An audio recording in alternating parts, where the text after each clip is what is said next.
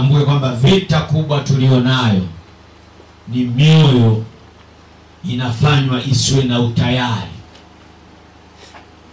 kwa ajili ya kujenga ufalme wa kwake Mungu.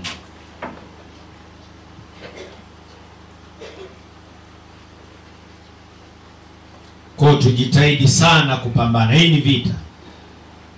Huu ni wakati wa kubarikiwa. Kwa vita iliyo kubwa ni moyo wako hautakuwa tayari.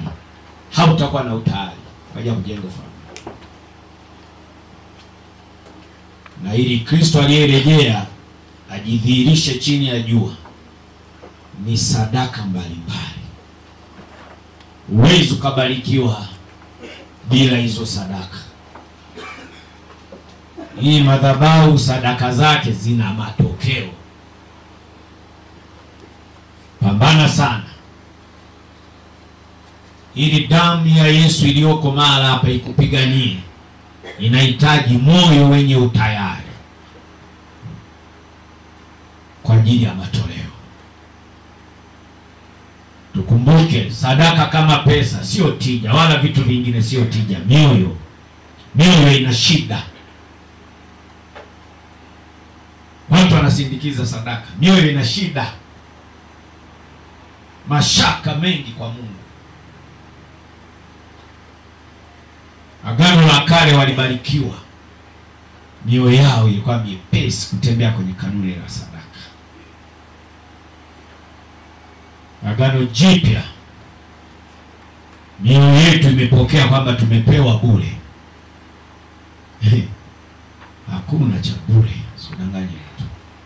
Hiyo ni roho ya kishetani. Ni roho ya kishetani.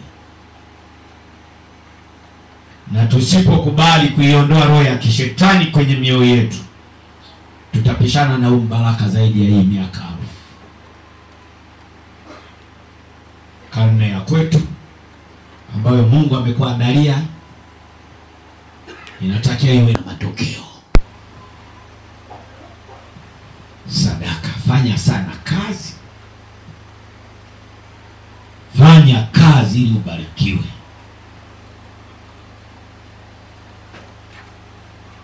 Hatuombi sadaka, nenda uenda. Uwezi ukaenda kuomba kwa ajili ya kwenda kumtolea Mungu wako, nenda uenda. Bure gai. Tunahitaji matokeo ya kurejea kwake Kristo. Sadaka.